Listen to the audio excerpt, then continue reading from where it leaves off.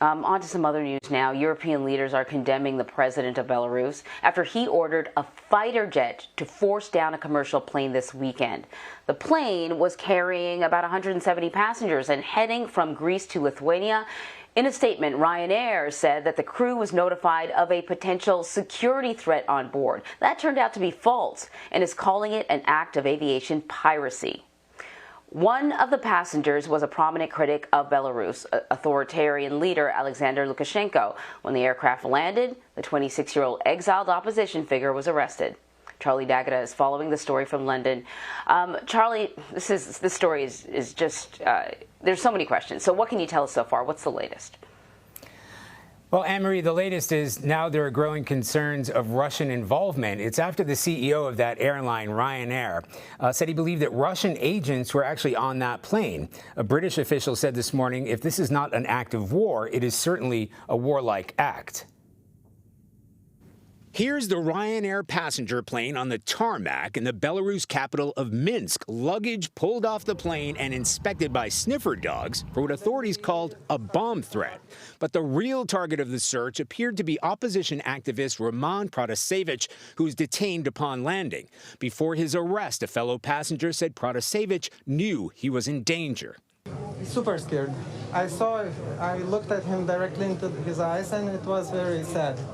The Ryanair flight took off from Athens bound for Lithuania, but just 2 minutes before it entered Lithuanian airspace, it was diverted. The pilots were told to land the aircraft in Minsk because of a potential security threat.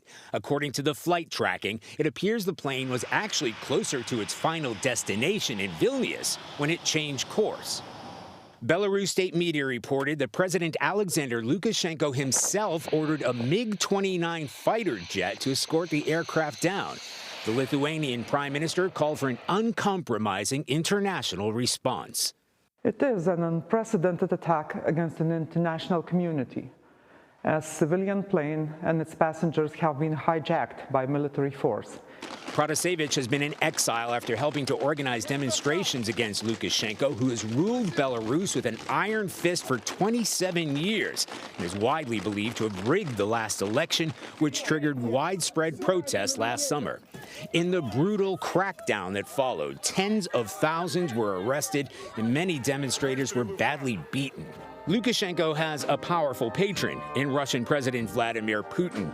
The CEO of Ryanair said he believed Russian agents were on board that flight because only one person was arrested when it landed, but a number of passengers got off, while everyone else continued.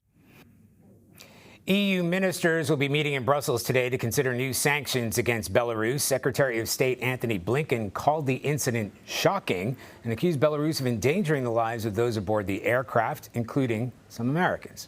Anne-Marie? Charlie, can you give us more background on this opposition journalist? What is he being accused of? What sort of punishment could he potentially be facing?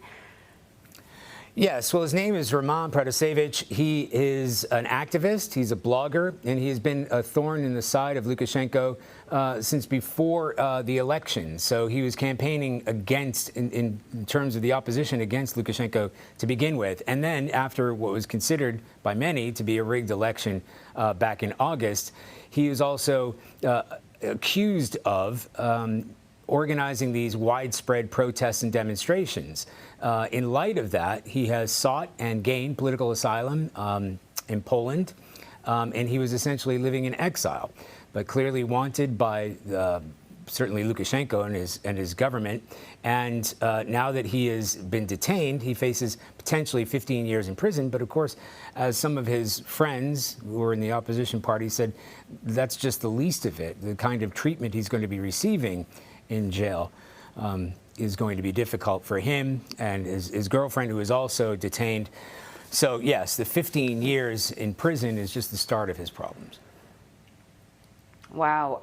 How are other world leaders responding to this move by President Lukashenko? Well, you know, we can start with Secretary of State Antony Blinken, who said, this shocking act perpetrated by the Lukashenko regime endangered the lives of more than 120 passengers, including U.S. citizens. It's deeply concerning and requires a full investigation. The Lithuanian prime minister said today it's an unprecedented attack against an international community. What happened today is an attack not only on Lithuania, that's where the plane was headed, it is a signal for the entire European Union and international organizations. As I put in that report, here the chairman of the British Foreign Affairs Committee said if it's not an act of war, it's certainly a warlike act. And I think what we have to point out here is it starts to expand, aside from the audacity of what happened, and investigations will be underway, no doubt. We have two European capitals. That makes it a European Union issue. We have two NATO allies. That makes it a NATO issue. So, and then we have Russia getting on board in backing Lukashenko and the Belarusian government. So this has now expanded, aside from the audacity of what many have called, a mid-air hijacking using a MiG-29 to take this passenger aircraft down, has expanded now where you have Russian involvement, United States involvement, the EU.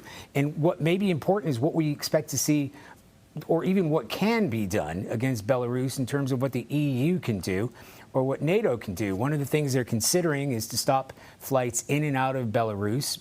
That's going to be difficult, or over Belarus because of its geographic location, sort of just on the edge of Europe. That's one of the things they'll be considering, and other things they'll be considering is sanctions. But it may not bother that government so much because they have a very influential patron in President Vladimir Putin. And every sign that we're seeing out of Moscow today is showing that they approve of what's happened. Yeah, I'm sure Lukashenko considered all the possible repercussions and still decided to go ahead. So with this, so it says something. Charlie, thank you very much. Thank you.